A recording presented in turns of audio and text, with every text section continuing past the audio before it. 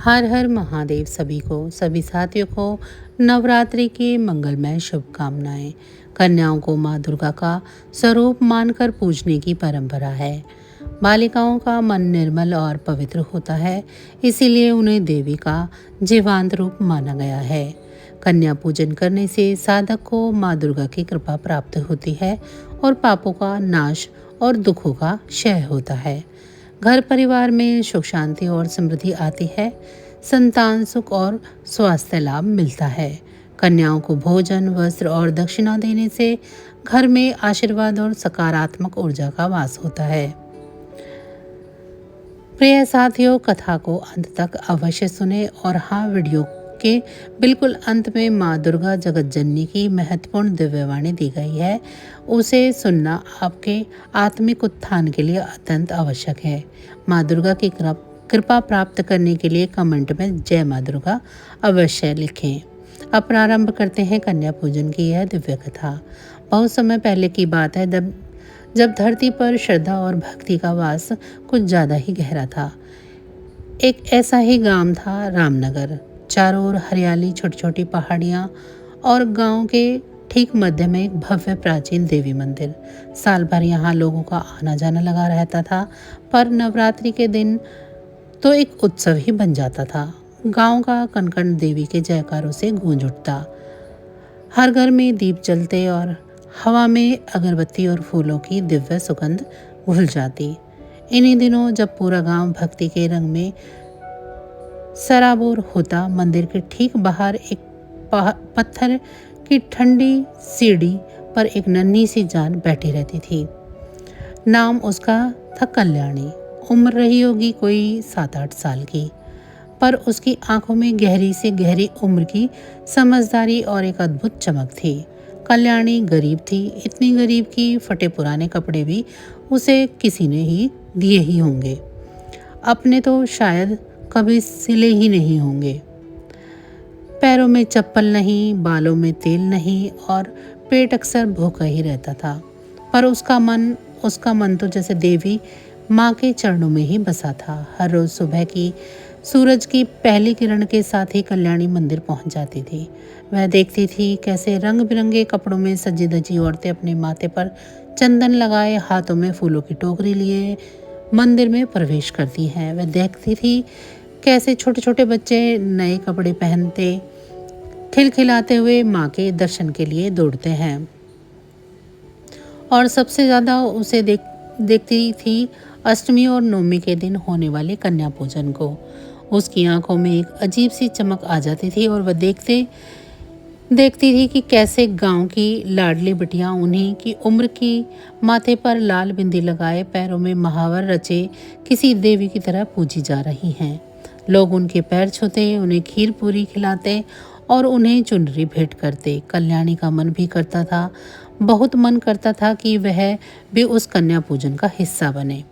वह भी अंदर जाए, माँ के दर्शन करे और शायद किसी को उसे भी कन्या मानकर बुलाने का याद आ जाए। पर उसकी हिम्मत जवाब दे जाती थी। हाय रे, कैसे जाऊं मैं अंदर? वह खुद से बुदबुदाती।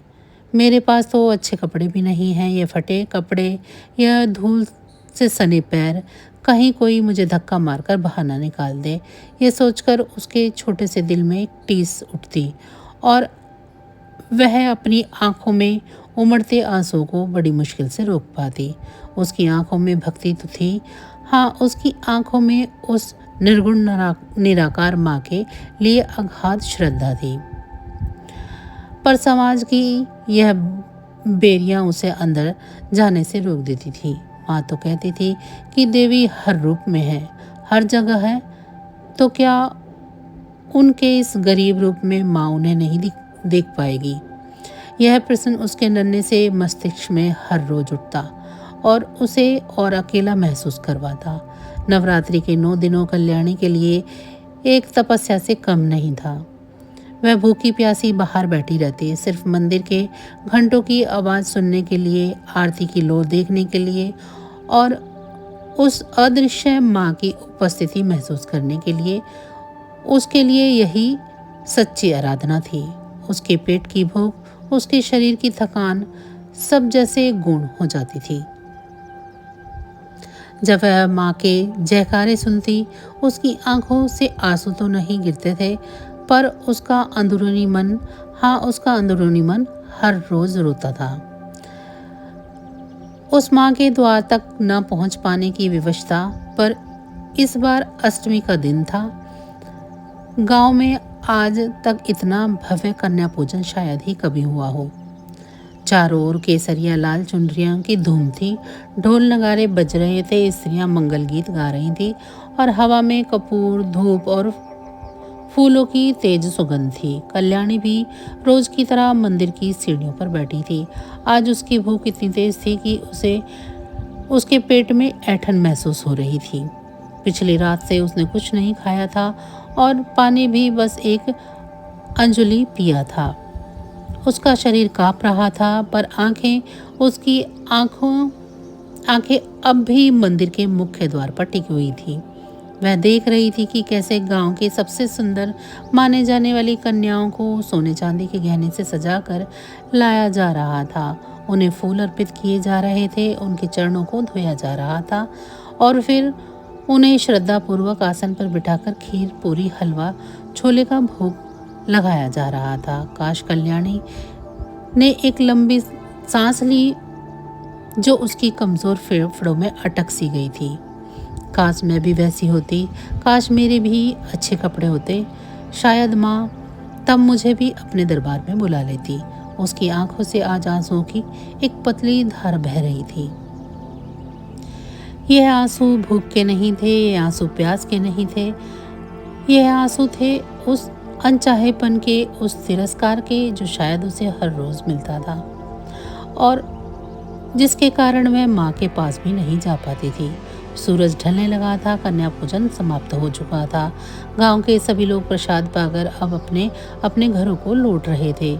मंदिर अब थोड़ा खाली हो रहा था। कल्याणी अभी भी वहीं बैठी थी, निढाल सी। उसकी नजरें जमीन पर गड़ी हुई थी और उसके शरीर में इतनी शक्ति नहीं थी कि वह उठकर जा पाती। उसका मन कह रहा था कि माँ, आज भी मुझे खाली हाथ ही लौटा दोगे? क्या मेरी भक्ति इतनी कमजोर है कि मुझे एक दर्शन भी नसीब नहीं होगा? ठीक उसी क्षण एक वृद्ध पुजारी, जिसका नाम था पंडित शिवदत्त, मंदिर से बाहर आ रहे थे। उनके चेहरे पर दिन भर की थकान थी, पर आंखों में संतोष की चमक। उन्होंने मंदिर के द्वार से निकलते हुए देखा कि और उनकी नजरें कल्याणी पर पड़ी। वह बच्ची जो हर रोज यहाँ कर बैठती थी पर कभी अंदर नहीं आती थी, आज वह पहले से भी ज्यादा कमजोर लग रही थी। उसका चेहरा पीला पड़ गया था और होंठ सूखे हुए थे। अरे बच्ची, पंडित जी ने धीमी आवाज में कहा, क्या हुआ? तुम इतनी ढाल क्यों बैठी हो? कल्याणी ने धीरे से अपनी आंखें ऊपर की ओर उठाई। पंडित जी को देखकर वह थोड़ी सहम गई, पर उनके चेहरे पर ममता देखकर उसे थोड़ी राहत मिली। कुछ नहीं पंडित जी, उसने अपनी लड़खड़ाती आवाज में कहा, बस थोड़ा मन नहीं लग रहा था। पंडित जी ने उसकी हालत भांप ली। उन्होंने देखा कि बच्ची कितनी भूखी और प्यासी लग रही है। शायद आज दिन भर से उसने कुछ नहीं खाया है। उन्होंने करुणा भरी आंखों से उसे देखा और फिर वापस मंदिर में चले गए। वहां बचे हुए प्रसाद का एक छोटा सा दोना उठाया। यह वो प्रसाद था जो कन्या पूजन के बाद थोड़ा सा बच गया था। कुछ खीर, थोड़ी पूरी और हलवा। यह लो बेटी, पंडित जी ने दोना कल्याणी की ओर बढ़ाया। ले लो, यह माँ का प्रसाद है, खा लो। तुम्हें शायद भूख लगी होगी। कल्याणी की आंखें चमक उठी एक पल को, फिर एक संकोच हावी हो गया। यह बचा कुचा प्रसाद, क्या मैं इसे ले सकती हूँ? पर भूख इतनी तेज थी कि उसने बिना कुछ सोचे कांपते हाथों से दोना ले लिया। धन्यवाद पंडित जी, उसकी आवाज में कृतज्ञता थी, पर उसके साथ एक दुख की छाया भी। पंडित जी ने उसे जाते हुए देखा था और फिर अपने रास्ते चल पड़े। कल्याणी ने वह प्रसाद लिया और सीढ़ियों से थोड़ा हटकर एक पेड़ की छांव में बैठ गई। उसने पहले एक टुकड़ा पूरी उठाई और फिर थोड़ी खीर। उसकी आंखों से आंसू बहने लगे। इस बार खुशी के और इस बार भी उस अनमोल प्रसाद को पाकर यह सिर्फ भोजन नहीं है, यह माँ का आशीष था, माँ का स्पर्श था जिसकी वह कई दिनों से लालसा कर रही थी। जैसे ही कल्याणी ने प्रसाद का पहला निवाला अपने मुख में रखा, चमत्कार हुआ। एक अद्भुत अलौकिक सुगंध उसके जिसने पहले तो उसे घेरा और फिर धीरे धीरे पूरे गांव में फैलने लगी। यह सुगंध इतनी मीठी, इतनी पवित्र और इतनी शक्तिशाली थी कि जिसने भी उसे सूंघा वह एक पल को ठहर गया। लोग जहाँ थे वहीं रुक गए। उनके मन में एक अजीब सी शांति और आनंद भर गया। यह कैसी सुगंध है? अरे ऐसी सुगंध तो कभी नहीं सूंघी। क्या यह मंदिर से आ रही है? गांव के लोग अपने घरों से बाहर निकले। उनकी आंखों में विस्मय था। यह सुगंध कोई साधारण सुगंध नहीं थी। इसमें एक ऊर्जा थी, एक पवित्रता थी, एक दिव्यता थी। जो भी इसे महसूस करता उसके मन में मानो माँ का साक्षात दर्शन हो जाता। बीमारों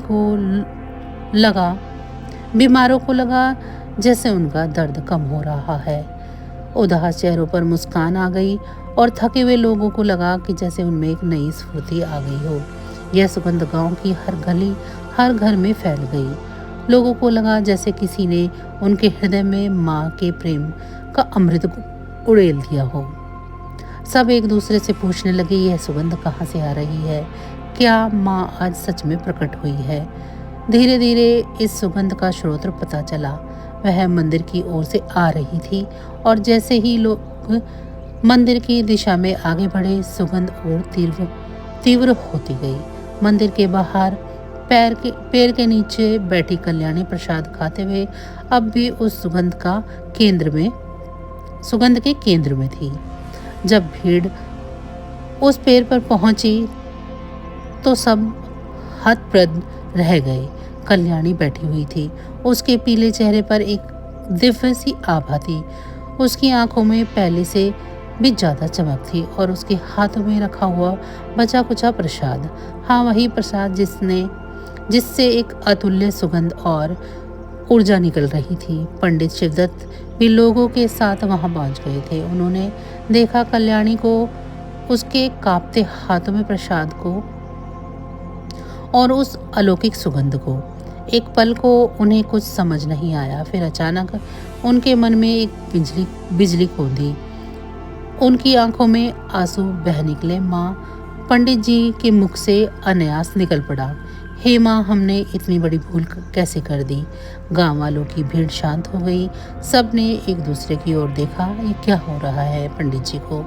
किसी ने हिम्मत करके पूछा। पंडित जी ने रोते हुए हाथ जोड़े और कल्याणी की ओर इशारा किया, अरे मूर्खो, तुम सब कन्या पूजन के नाम पर सुंदर कपड़ों को पूजते रहे।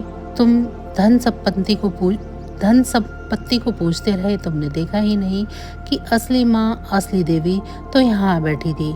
यह कल्याणी, यह भूख से बिलखती फटे कपड़ों वाली बच्ची जिसकी आंखों में तुमने कभी झांका ही नहीं, जिसकी निस्वार्थ भक्ति को तुमने कभी पहचाना ही नहीं। अरे यह वही देवी थी जिसकी हम आज दिन भर पूजा कर रहे थे। उनके शब्दों में दर्द और पश्चाताप था और उनकी बात सुनकर पूरे गांव में सन्नाटा छा गया। हर एक आंख कल्याणी पर टिकी थी, उस बच्ची पर जिसे उन्होंने हर रोज अनदेखा किया था, जिसे कभी अंदर आने की हिम्मत नहीं मिली थी, जिसके पास अच्छे कपड़े नहीं थे। आज हमने इतने कन्या पूजन किए। पंडित जी की आवाज और भरभर आ गई और माँ ने हमें दिखाया कि सच्चा कन्या पूजन क्या होता है। माँ तो भूखे प्यासे में, निर्धन में, निसहाय में होती है। उनकी आंखों की भक्ति ही उनका सबसे बड़ा श्रृंगार है। यह सुगंध, एक दिव्य ऊर्जा, यह इस बात का प्रमाण है। माँ उसी में प्रकट हुई थी। हाँ, माँ इसी कल्याणी में प्रकट हुई थी। यह सुनकर पूरे गांव की आंखों से अश्रुधारा बहने लगी। हर कोई अपनी भूल पर पछतावा कर रहा था। वे सब कल्याणी के पास दौड़े। कोई उसके पैरों में गिरकर क्षमा मांगने लगा तो कोई अपनी आंखें बंद करके उस सुगंध की गहराई को और महसूस करने लगा। किसी ने कल्याणी को गले से लगाया तो किसी ने अपने माथे पर उसके हाथों से स्पर्श कराना चाहा। कल्याणी, जो अब भी थोड़ी सहमी हुई थी, इन सबको देखकर बस मुस्कुराती रही। उसकी आंखों में अब कोई दुख नहीं था, कोई पीड़ा नहीं थी, बस असीम शांति और माँ के प्रति अनवरत भक्ति। उसे लगा जैसे उसकी तपस्या आज पूरी हो गई थी। माँ ने उसे अपना लिया था, उसी रूप में, उसी वेश में जिस रूप में वह थी। उस दिन के बाद रामनगर गांव में कभी किसी ने गरीब या बहावे दिखावे के आधार पर किसी को नहीं आंका। कन्या पूजन का अर्थ ही बदल गया। अब वे सिर्फ सुंदर सजीद कन्याओं को नहीं पूजते थे, बल्कि हर बच्ची के रूप में माँ को देखते थे, जो ज़रूरतमंद थी, जो निस्वार्थ थी और जिसकी आंखों में कल्याणी जैसी पवित्र भक्ति थी। कल्याणी को गांव में सबसे पूजनीय कन्या का दर्जा मिला, पर वह कभी नहीं बदली। वो वैसी ही सरल और विनम्र रही। उसके लिए यह सब माँ की कृपा थी। गांव को यह एहसास हो चुका था कि माँ का वास मंदिरों की भव्यता में नहीं, बल्कि भक्तों के शुद्ध हृदय में होता है। और सबसे बढ़कर माँ उस भूखे प्यासे, उस वंचित बच्चे में प्रकट होती है जिसे समाज अक्सर अनदेखा कर देता है। यह कथा आज भी रामनगर के हर घर में सुनाई जाती है। एक ऐसी कथा जो हमें सिखाती है कि सच्ची भक्ति, सच्चा प्रेम और सच्ची दिव्यता किसी बाह्य आवरण में नहीं, बल्कि हमारे अंतर मन में पवित्रता में छुपी होती है। और हाँ, माँ तो हर उस आँख में होती है जो श्रद्धा से उनकी ओर देखती है, भले ही वह आँख कितनी भी आंसुओं से क्यों ना भरी हो, कितनी भी प्यासी क्यों ना हो। माँ तो बस एक शुद्ध हृदय को देखती है, और कल्याणी का हृदय, वह तो माँ का मंदिर ही था। उसकी आंखों में बहते आंसुओं में भी माँ का प्रेम ही बहता था, और उसकी भूख में भी माँ के लिए ही पुकार थी। एक ऐसी पुकार जिसे माँ ने आखिरकार सुन लिया था, और सुन लिया था कि बड़ी ही दिव्य अममता के साथ। यह कथा हमें रुलाती भी है और अंत में एक गहरी प्रेरणा भर भी देती है कि माँ तो हर कण में है, बस उसे देखने वाली आंखें चाहिए।